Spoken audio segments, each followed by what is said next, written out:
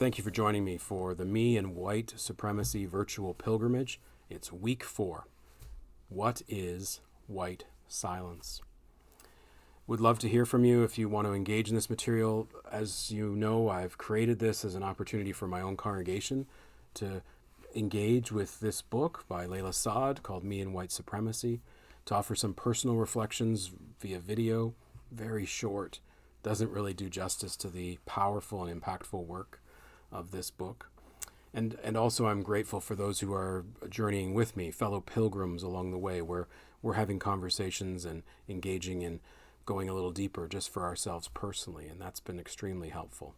So grateful also to hear others who are accompanying us along the journey, not fully engaging in the book, but certainly listening to what I'm sharing and having that create some personal reflections for them, and they're sharing with me via email, and I really, really appreciate that. You're welcome to do so, and my email is available in the description of this video. So today, what is white silence? Let me again read the definition from Layla. White silence is exactly what it sounds like.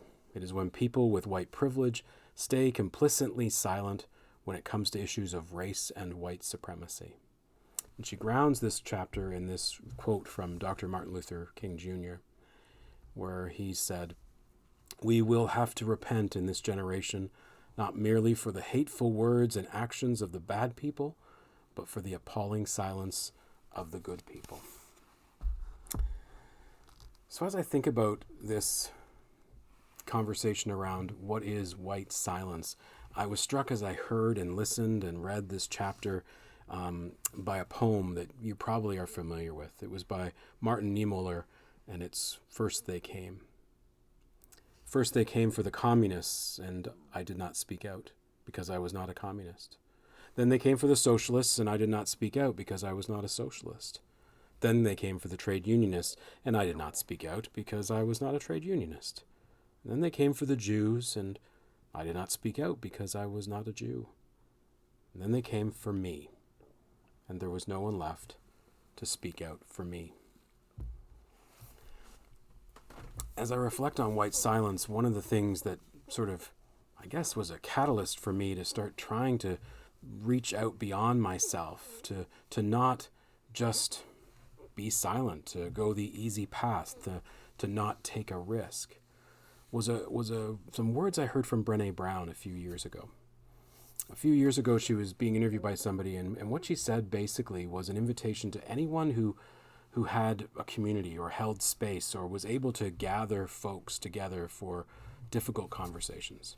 And she said it's the ultimate in privilege to not have those conversations, to not engage with the difficult work of listening to diverse views or exposing oneself to different understandings of things. And I found that so incredibly powerful for some of the things and maybe even some of the history of how I've served in the community that I've served in. And I'm well aware that there have been times, maybe far too often, where I've chosen not to speak out for risk to my own personal connections, how people might think of me. I've chosen not to speak out because I didn't want to take a political stance, perhaps. I serve a community, a church, which often in church communities, they speak of things like anti-racism or positions that sound a little political or engaged or whatever. They talk about them being possibly divisive. If you speak or take a stance in a certain area, well, someone's not going to agree and there's going to be difficulty. And we don't want to cause any troubles or divisions or conflicts. And I understand all that. That's not my point. That's not my purpose in the stuff that I do. I'm not trying to cause trouble. But in a way, maybe I am. Because maybe that's the point of the work of anti-racism. Maybe that's the point of trying to change the systems that we're a part of.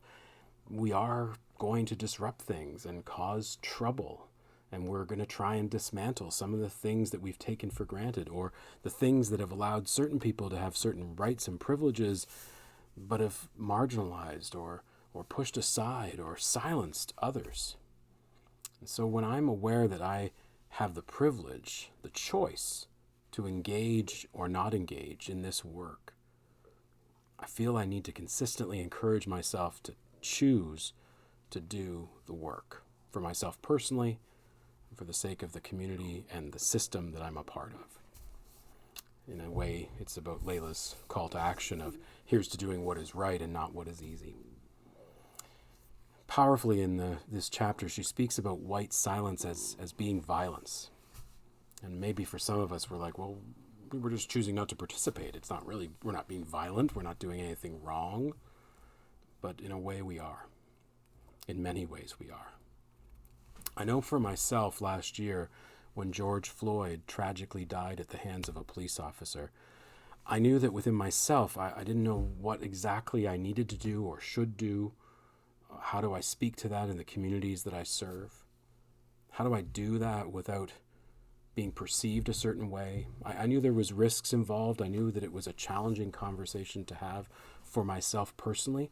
But if you're listening to me right now, you can hear all the ways in which I am internally, or was internally, trying to stay safe, trying to protect my reputation or my connections or who I am as a person in this society and this system. I could have chosen the path of just not speaking about it.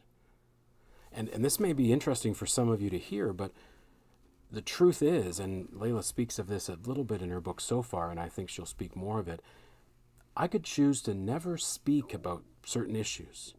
And in a way, I have, I'm sure, throughout my career in the church I serve or churches I've served. The church itself as an institution has done the same.